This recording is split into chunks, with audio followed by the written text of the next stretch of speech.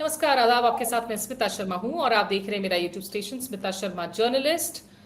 Donald Trump ने एक और नया शिगुफा अब छोड़ दिया। अब शिगुफा क्या छोड़ा है, बल्कि एक और दोस्त को जो है उन्होंने पूरी तरीके से नाराज कर दिया है। दोस्त और एलाय यानी कि कनाडा। कनाडा को लेकर लगातार डोनाल्ड ट्रंप काफी सारे बयानबाजी तो करते ही रहे हैं कि कनाडा को जो है वो अमेरिका का 51st स्टेट बना लेंगे। और उसी का जवाब देते हुए इनफैक्ट कनाडा के जो मौजूदा प्रधानमंत्री हैं मार्क कार्नी, वो चुनावों में जीत हासिल करने में कामयाब हुए थे, जो हम लोगों ने देखा था और जिसमें मजाक में कहा जा रहा था कि उनको एक थैंक यू नोट भेजना चाहिए कि डोनाल्ड ट्रंप लगातार जो है किस तरीके से कनाडा पर निशाना साधते हैं और उसकी वजह से जो है जिस तरीके से कनाडा ने जवाब दिया है। लेकिन अब डोनाल्ड ट्रंप ने कहा है कि बेसिकली कनाडा पर 50% ट्रेड टैरिफ लगाया जा रहा है। दोनों देशों के बीच में फ्री ट्रेड अग्रीमेंट पर बात हो रही थी और आखिरी क्षण में आकर गतिरोध पैदा होता है। गुस्से में डोनाल्ड ट्रंप कहते हैं कि अब हम 50% टैरिफ लगाएंगे। मार्क कार्नी उसका जवाब देते हैं और कहते हैं कि we will match dollar by dollar.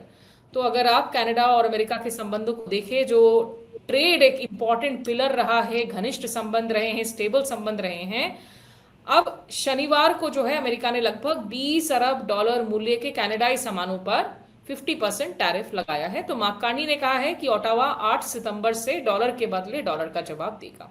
इस मसले को समझने के लिए हमारे साथ डॉक्टर कानिका राकरा जुड़ चुकी हैं, जो Kautilya school of public policy Hyderabad में वहां पर असिस्टेंट प्रोफेसर हैं और खास करके अंतर्राष्ट्रीय रिलेशंस पर फोकस करती हैं। डॉक्टर राकरा, अगर शुरुआत में कर सकूं कि ये जो यूएस कनाडा रिलेशनशिप है which is gone from hate, love, hate, इस वक्त आप इसको कहाँ पाती हैं, इस रिश्ते को? एक कश्मकश में पाते हैं मोस्टली। अगर हम देखेंगे कि मार्क कार्नी ने जो अभी इंटरव्यू दिया है, अपना जो प्रेस कॉन्फ्रेंस दिया है अपना, उसमें वो स्पेसिफिकली समझा रहे हैं कि क्यों हम अग्री नहीं कर पा रहे हैं यूएस के साथ। तो ऐसा नहीं है कि वो साथ छोड़ना चाहते हैं। यूएस कनाडा का जो बहुत जगह आ रहा है कि दरार पड़ गई है रिलेशनशिप में, वो नहीं आ रहा है। पर क्योंकि डोमेस्टिक ऑडियंस को कोई इस वक्त पे अपने अपने पीछे छोड़ नहीं सकता है, तो वो अपने डोमेस्टिक ऑडियंस को नाराज भी नहीं कर सकते हैं। इसीलिए लीडर्स के लिए बहुत जरूरी है कि वो वैसे ही कुछ उस तरीके को बताया जाए, सिचुएशन को एक्सप्लेन किया जाए अपनी भी ऑडियंस को और अमेरिका की पॉपुलेशन को भी। क्योंकि अगर हम देखेंगे बॉर्डर काफी पोरस है, इंडिया सॉरी ऑस्ट्रेलिया, यूएस और कनाडा कनाडा। का। इन दोनों का जब बॉर्डर पोरस है तो मूवमेंट भी काफी ज्यादा होती है, तो इसीलिए लोगों का भी टाइस काफी ज्यादा है। तो एकदम से जस्ट क्योंकि वो कह रहे हैं कि हम कट ऑफ हो जाएगा और हमें टैरिफ डालने पड़ेंगे, वो एक्सप्लेनेशन भी दे रहे हैं कि हम क्यों टैरिफ डालना पड़ रहा है हमें। वो ज्यादा जरूरी है इस वक्त पे समझना। डोनाल्ड ट्रंप जो कह रहे हैं कि अमेरिकन फार्मर्स को मैसिव अमाउंट ऑफ टैरिफ बहुत सालों से देना पड़ रहा है। मार्क कार्नी जो है उधर कह रहे हैं कि ये जो फ्रेश टैरिफ्स उन पर लगाए जा रहे हैं, ये मिस कैलकुलेशन है, design to hurt and divide us. पहले मार्क कार्नी की प्रेस कॉन्फ्रेंस का जिक्र किया कनिका ने, थोड़ा उसकी एक ग्लिम्स आपको हम पहले सुना देते हैं। Nouvelle attaque des Américaines sur le Canada. Alors, il y a une attaque. Non, il y a une nouvelle attaque des Américaines sur le Canada. Alors, il y a une attaque. On attaque dans une guerre. C'est pas bonne chose de tout. C'est pas notre choix. Nous étions là. Nous étions prêts d'avoir un accord global, équitable pour les deux pays. Il semblait que nous soyons prêts d'avoir un accord global et équitable avec les Américains. Mais ils ont changé, y compris les menaces contre la langue française et la culture québécoise, la culture canadienne. C'est pas acceptable, jamais acceptable. À cause de ça, c'est la fin de cette étape de négociation. देखिए, इस मामले में आपको बता दें कि यहाँ पर जो बातें की जा रही हैं अमेरिका की तरफ से, फ्री ट्रेड अग्रीमेंट में जो डिमांड्स रखी गई थी, और उसकी आप अगर इस समरी को यहाँ पर देखें, जो बातें की जा रही हैं, कुछ डिमांड्स हैं जो कहा गया है कि आप veto over strategic infrastructure partnerships एक तरीके से करना चाह रहे हैं। ये कनाडा के एक्सपर्ट्स ने कहा है कि अमेरिका कनाडा को कह रहा है कि आप बहुत कुछ जो है गिव इन कर दे, सिर्फ ट्रेड के मसले में ही नहीं बल्कि खुद भाषा के मसलों में भी, कि आप फ्रेंच की जगह जो है आप अंग्रेजी को तवज्जो दें। कनाडा में आपको याद हो कि फ्रेंच जो है वो प्राइम लैंग्वेज है कम्युनिकेशन के लिए। और साथ ही साथ लोग ये भी कह रहे हैं कि आप elimination of buy Canada public procurement जो है रूल्स आप करना चाह रहे हैं। आप इसमें जो तमाम मसले हैं, basically priority allocation of Canadian energy, आप कह रहे हैं कि अमेरिका को ही सिर्फ जो है प्रायोरिटी दी जाए तमाम ऐसे मसलों में। कनिका, यहाँ मैं आपसे ये जरूर पूछना चाहूंगी कि बिफोर आई एक्सपैंडेड कि डोनाल्ड ट्रंप इस वक्त ट्रेड को जिस तरीके से लगातार इस्तेमाल कर रहे हैं तमाम दूसरे मुल्कों को हिट करने के लिए भी, या सबसे बड़ी आपको रोड ब्लॉक क्या नजर आई इस एफटीए में? क्या क्योंकि ये ऐसा लगा कि ये अब सिर्फ ट्रेड की बात नहीं हो रही है, ये तो कल्चर, लैंग्वेज, तमाम चीजों पर इम्पिंज करने वाली बात हो रही है अमेरिका की तरफ से। आप सही कहा आपने। और डोनाल्ड ट्रंप का जो ट्रूथ सोशल का पोस्ट भी है उसमें उन्होंने स्पेसिफिकली लिखा है, जैसे इंग्लिश में जो उन्होंने कहा है कि Canada is trying to be a state without being a state. तो यही तो अलायंस का बेस था कि जब सारे लोग अलायंस के लोगों को सबको फायदा होगा अगर आप अलायंस में हो यूएस के साथ, और आपको यूएस का पार्ट होने की जरूरत नहीं है पर आपको फिर भी उसके एडवांटेजेस मिलेंगे। और वही चीज डोनाल्ड ट्रंप उसको क्वेश्चन कर रहे हैं कि हम वो नहीं करेंगे आपके लिए। तो कैनेडियंस के पास भी ऑप्शन कम रह जाता है कि वो फाइट बैक ना करें। ये वहाँ करने की स्पीच में फिर वो यही कहते हैं प्रेस कॉन्फ्रेंस में कि मुझे पता है कि इससे हमको हिट होगा पर हमारे पास ऑप्शन नहीं है, हमें ये करना ही पड़ेगा। और वो ये भी बताते हैं कि क्या क्या फायदा यूएस के लोगों को हो रहा है कनाडा के ट्रेड के साथ। बार बार वो इस बात को जस्टिफाई कर रहे हैं ताकि यूएस समझे कि ये जो वो कर रहे हैं ये दोनों के लिए हानिकारक है, सिर्फ एक को नुकसान नहीं होगा, दोनों को होगा। और वो ये भी बोल रहे हैं कि फिर वो अपने टाइज यूएई के साथ, इंडिया के साथ, आसियान के साथ, इन सब लोगों के साथ स्ट्रेंथन करेंगे कैनेडियंस, क्योंकि वो नहीं चाहते कि ऑब्वियसली वो नहीं चाहेंगे कि उनके लिए भी इतनी सफरिंग रहे इस बात से। तो घूम फिर कर वो बात सिर्फ ये आ रही है कि क्यों अमेरिका अपने ही रिश्ते खराब कर रहा है। जो आप कह रही थी जैसे क्यूबेक का फ्रेंच लैंग्वेज को अटैक करना, ये सब अलायंस के मेंबर्स हैं, फ्रांस भी अलायंस का मेंबर है। इसको अटैक करके मुझे नहीं समझ आ रहा कि यूएस को ऐसा क्या एडवांटेज मिलेगा जो पहले उनके पास नहीं था। तो डोनाल्ड ट्रंप जो है लगातार देखिए कनाडा की आर्थिक व्यवस्था पर जो है और उनकी जो अप्रोच है उस पर सवाल उठाते रहे हैं। कभी उन्होंने कहा कि अमेरिका का जो है वो 51st राज्य बन जाएगा, कभी वो कहते हैं कि वो ऑलरेडी अमेरिका का 51st स्टेट है लेकिन उससे कोई बेनिफिट अमेरिका को हासिल नहीं हो रहा है। इस तरह के जो हैं वो तमाम बयानबाजी यहाँ लगातार करते आए हैं और अमेरिका और कनाडा के बीच में इसका असर भी देखने को मिल रहा है। जो लोगों की संख्या है, जो आवाजाही होती है, यात्रा होती है, जुलाई 2024 की कंपैरिजन में अगर आप इस साल की जुलाई की अगर आप कंपैरिजन देखें तो लगभग जो है 29% की गिरावट देखने को मिल रही है। हवाई रूट से जो लोग आना जाना कर रहे हैं वहाँ 27% की गिरावट देखने को मिल रही है। तो जो फ्री ट्रेड अग्रीमेंट को लेकर डोनाल्ड ट्रंप लगातार देशों को अप्रोच कर रहे हैं। भारत के साथ एक फ्री ट्रेड अग्रीमेंट पर बहुत वक्त से निगोशिएशंस चल रहे हैं। कभी जा रहा है कि कहा जा रहा है कि अंतिम समझौता कम से कम हो गया है, अब वो भी हमें बैक बर्नर पर नजर आ रहा है। करीके यहाँ बड़ा सवाल ये भी हो जाता है कि डोनाल्ड ट्रंप आखिरकार क्या इन ट्रेड टूल्स को इकोनॉमिक वॉरफेयर के तौर पर यूज कर रहे हैं या अब इकोनॉमिक टेररिज्म के तौर पर इस्तेमाल कर रहे हैं? ये काफी इंटरेस्टिंग सवाल है कि इकोनॉमिक टेररिज्म है कि वॉरफेयर है। फर्क बहुत ही नुआंस्ड होगा इन टर्म्स ऑफ दूसरी तरफ पे कौन है और किस तरीके की डिस्कशंस हो रही हैं। पर इस डेफिनेशनल डिस्कशन में ना जाके ये बेटर रहेगा समझना कि क्या डोनाल्ड ट्रंप जो पहले जब वो आए थे तब वो डिसरप्टर के तरीके से देखे गए थे कि वो काफी कुछ नया कर रहे थे और सब कंट्रीज को कैचअप करना पड़ रहा था। पर अब मुझे लगता है वो कैचअप नहीं हो रहा, सब कंट्रीज प्रिपेयर होकर आ रही हैं। जैसे जो कनाडा का देखें, यूरोप का देखें, हर कोई अब उस डिसरप्शन से प्रिपेयर्ड है कि वो किस तरीके से उसको हैंडल करें। तो ना वॉरफेयर शायद बहुत सिवियर टर्म होगा और टेररिज्म भी शायद मेरे हिसाब से थोड़ा सिवियर ही टर्म होगा। इस वक्त पे उस सिचुएशन पे तो नहीं पहुंचे हैं, पर वो डिसरप्टर का वो सेम प्रोसेस पिछले टर्म से अपना कंटिन्यू कर रहे हैं कि मैं कुछ बोलूंगा तो सब सुन लेंगे। शायद इस बार लोग सुनना नहीं चाहते हैं और अब फाइट बैक कर रहे हैं। हम्म हम एक बार फिर से दर्शकों को बता दें जो लोग जुड़ रहे हैं कि देखिए डोनाल्ड ट्रंप आखिर कनाडा को क्या कह रहे हैं। कुछ जो उनकी प्राइम मांगे हैं वो कह रहे हैं कि आपने बहुत लंबे समय से हम लोगों पे अनफेयर हमारी कृषि के उत्पादों पर टैरिफ्स लगाए हुए हैं, उसको आप हटाइए। आप कनाडा की पॉलिसीज और इकोनॉमिक पॉलिसीज और ट्रेड पॉलिसीज को जो है अमेरिका के साथ अलाइन कीजिए। आप इनफैक्ट डोनाल्ड ट्रंप ये भी चाह रहे हैं कि ऑटवा अपनी जो उनकी एक संप्रभुता है, जो फ्रीडम है, कि वो निगोशिएट करे किस देश के साथ में कैसा जो है वो ट्रेड पार्टनरशिप चाहते हैं, अग्रीमेंट चाहते हैं।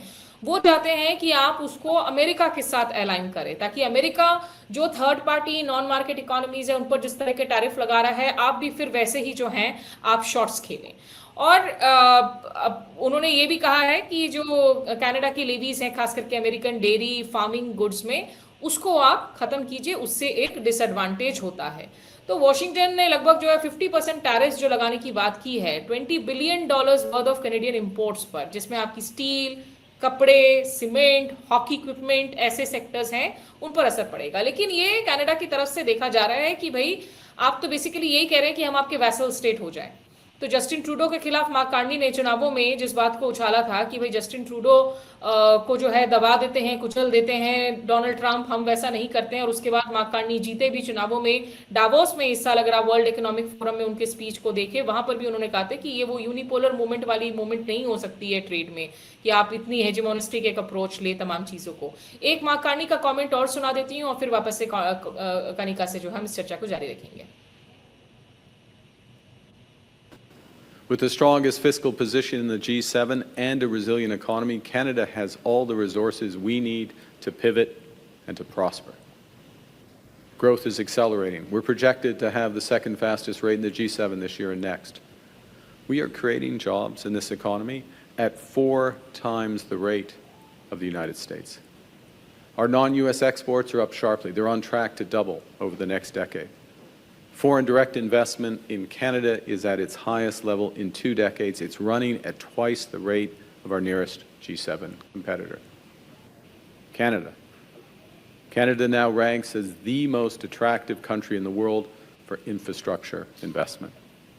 We have the right plan to build Canada strong. We're on track and it's working. तो देखिए ये मार्क कार्नी जो है निश्चित रूप से यहाँ पर पीछे हटने को तैयार नहीं है। और मार्क कार्नी वैसे एक तरीके से हम कंपेयर अगर करें तो कनाडा के मनमोहन सिंह हैं। इनकी बहुत सॉलिड इकोनॉमिक्स की बैकग्राउंड रही है। क्विंट एसेंशियल जो है वो इकोनॉमिस्ट हैं, पॉलिटिशियन कम रहे हैं और उन्होंने सेंट्रल बैंक को लीड किया, अपनी कंट्री का भी और यूके का भी। रेयर एक ऐसे पब्लिक फिगर हैं जिन्होंने दो देशों के एक्चुअली जो सेंट्रल बैंक से उनको लीड किया है। या कनिका, जिस तरीके से अब डोनाल्ड ट्रंप एक तरफ कह रहे हैं कि ईरान पर 6 महीने से जो युद्ध जारी है कोई नतीजे नहीं निकले, अब हम एक इकोनॉमिक वॉरफेयर उन पर लॉन्च कर रहे हैं। और स्कॉट बेसेंट आज किसी वक्त जो है अब उसको लेकर अनाउंसमेंट्स करेंगे कि और क्या इकोनॉमिक सैंक्शन आप लगा सकते हैं ईरान पर इतने सालों बाद भी। कनाडा पर भी दबाव देना, क्या एक आपको सिंक्रोनाइजेशन होता हुआ नजर आ रहा है जहां तक अमेरिका का अप्रोच है, वेदर इट्स टू वॉर और वेदर इट्स टू एलाइज? हाँ, एक सिंक्रोनाइजेशन तो है क्योंकि हेड ऑफ स्टेट तो एक ही है, तो वो एक तरीके से सोचते हैं और वही वो इम्प्लीमेंट करने की कोशिश कर रहे हैं। थोड़ा बुली वाला एटीट्यूड भी है, हेजेमोन वाला एटीट्यूड, जो कि मार्क कार्नी जो आपने बोला भी कि वो कोशिश कर रहे हैं कि मेरी बात सुनी जाए।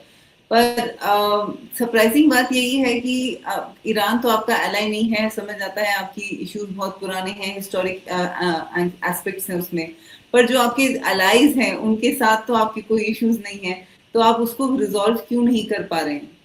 और अगर आप देखें जो जैसा आपने कहा कि इकोनॉमिकली एक तरीके से पूरा प्रोसेस कर रहे हैं कि एक वॉरफेयर का एक नया तरीका आ रहा है जिसमें इकोनॉमिक्स भी इंक्लूडेड है, मिलिट्री भी इंक्लूडेड है, सब कुछ मिला के वो अटैक हो रहा है।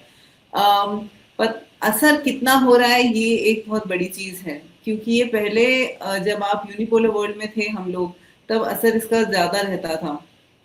दुनिया बहुत बदल गई है। रशिया पे भी सैंक्शंस लगने से इतना इम्पैक्ट रशिया पे नहीं पड़ा है। मैं नहीं कहूँगी कि बिल्कुल भी फ्री है वो लोग, पर रशिया भी ऐसा इकोनॉमी सफर इतनी नहीं कर पा रही है। उन्होंने अपने आप को डाइवर्सिफाई करके अपने अलग तरीके निकाल लिए हैं। तो मुझे नहीं लगता कि इसका सक्सेस रेट इतना रहेगा। शायद शॉर्ट टर्म में थोड़ा बेनिफिट दिखता है कि हम तंग कर रहे हैं तो शायद दूसरा सुन ले, पर मुझे लगता नहीं है कि ये ज्यादा लॉन्ग टर्म सस्टेन कर पाएगा यूएस के लिए। और खास करके तब जबकि there are people who are willing to stand up to Trump. चीन पर उन्होंने 100% टैरिफ लगाकर देख लिया, चीन की जवाबी कार्रवाई हुई तो उनकी गीगी बन गई, क्योंकि ऐसे रेयर अर्थ मिनरल्स हैं जिनको चीन ने रिस्ट्रिक्ट कर दिया जो अमेरिका के लिए जरूरी हैं। मार्क कार्नी ने भी कहा है कि भाई हम भी डॉलर फॉर डॉलर जो है जवाबी हम टैरिफ लगाएंगे आप पर, जिसमें हम टारगेट करेंगे अमेरिका से जो स्टील, डेयरी, इलेक्ट्रॉनिक्स के प्रोडक्ट कनाडा के अंदर आ रहे हैं। लेकिन उधर डोनाल्ड ट्रंप एक तरफ जहां कह रहे हैं कि ईरान को लेकर नए सैंक्शंस हम जो लेकर आएंगे, कहीं ना कहीं अब उनके निशाने पर वो देश आ रहे हैं जो ईरान से, रूस से गैस तेल खरीद रहे हैं, और जिसमें सबसे ऊपर नाम आता है चीन, भारत का। तो वो रशिया सैंक्शंस बिल के सहारे से हो या वो ईरान पर नए इकोनॉमिक सैंक्शंस की बात हो, तो ऐसे में कनाडा तो खड़ा हो गया, उन्होंने कह दिया कि हम एफटीए नहीं कर रहे हैं, फिर हम भी जो है टैरिफ लगा रहे हैं कनिका। लेकिन भारत के लिए इसमें से क्या सबक है, क्या सीख है? क्योंकि हम कहीं ना कहीं एक विपिंग लैश बन गए हैं, वो चीन पर नहीं लगा पाते हैं लेकिन इंडिया पर जो है लगा देते हैं टैरिफ कि तुम रूस से तेल खरीद रहे हो। तो क्या भारत एक इजी विपिंग लैश है जब आप कंपेयर टू देखती हैं जब दूसरे देशों के रिएक्शंस, वेदर इट्स चाइना या फिर कनाडा को? बात तो आपकी सही है, कहीं ना कहीं इंडिया फंस जाता है, भारत फंस जाता है इस सिचुएशन में, क्योंकि इतनी इकोनॉमिक स्ट्रेंथ नहीं है जितनी चाइना की है, जितनी चीन की है इंडिया की। तो ये प्रॉब्लम रहता है। पर हमें ये भी देखना चाहिए कि एक है डोनाल्ड ट्रंप जो ऑफकोर्स हेड ऑफ स्टेट है और उनकी बात बहुत महत्व रहती है, पर बहुत सारे लोग सिस्टम के अंदर भी हैं जो चाहते हैं इंडिया के साथ अच्छा रिलेशनशिप रखना। मार्को रूबियो को देख लें या अगर हम और भी लीडर्स को देख लें जो टीम में हैं डोनाल्ड ट्रंप के, वो देखते हैं कि कोशिश करते हैं कि कहीं ना कहीं कुछ अच्छा रिलेशनशिप इंडिया के साथ इतना खराब ना हो, क्योंकि लॉन्ग टर्म में उनको चाहिए कि इंडिया के साथ अच्छा रहे। तो ये कश्मकश है थोड़ी सी, और ये इंटरनल यूएस को ही डिसाइड करना है कि उनको कैसे डील करना है, क्योंकि ये इंडिया के हाथ में तो है नहीं डिसीजन, ये यूएस का डिसीजन है कि वो किस तरीके से करते हैं। पर मुझे लगता है कि सिर्फ अगर हम डोनाल्ड ट्रंप का ना देखें, बाकी लोग काफी हैं जो विद इन द सिस्टम है यूएस के, जो चाहते हैं कि इंडिया के साथ इतना हार्श ट्रीटमेंट ना हो। बाकियों के साथ वो छोड़ देते हैं, पर इंडिया के साथ वो चाहते हैं कि लॉन्ग टर्म बनाए रखा जाए। दूसरी तरफ ये भी है कि इंडिया के साथ यूएस के टाइज अगर हम देखें, हमें बहुत टाइम लगा था हम अपनी हिस्ट्री से बाहर निकलने को और बोलना कि हाँ हम यूएस के साथ अच्छे रिलेशनशिप बना पाएंगे। तो जब ये ऐसी बात निकलती है, जब हम अच्छे रिलेशन बनाने की कोशिश कर रहे हैं और फिर यूएस बोल देता है कि नहीं हम टैरिफ्स कर देंगे, या जैसा आपने सुना होगा रायसीना डायलॉग में भी बोल दिया कि हम यहाँ सिर्फ हम आपको वैसी सुविधाएं नहीं देंगे जैसे चीन को दी थी। तो ये सब चीजें बहुत हर्ट कर देती हैं उस रिलेशनशिप को। ये एडवांटेजेस बिल्कुल नहीं है दोनों के लिए, क्योंकि रिलेशनशिप दोनों के बेनिफिट में है, तभी वो आगे बढ़ने की कोशिश कर रहा था। तो ये इन सब चीजों का थोड़ा सा ध्यान मुझे लगता है यूएस साइड को थोड़ा रखना पड़ेगा, अगर वो चाहते हैं, जैसा कि मैंने कहा कि अगर बहुत सारे लोग हैं विद इन द सिस्टम जो चाहते हैं कि इंडिया के साथ अच्छा रिलेशन रहे, तो इन सब चीजों का थोड़ा ध्यान रखना पड़ेगा उनको।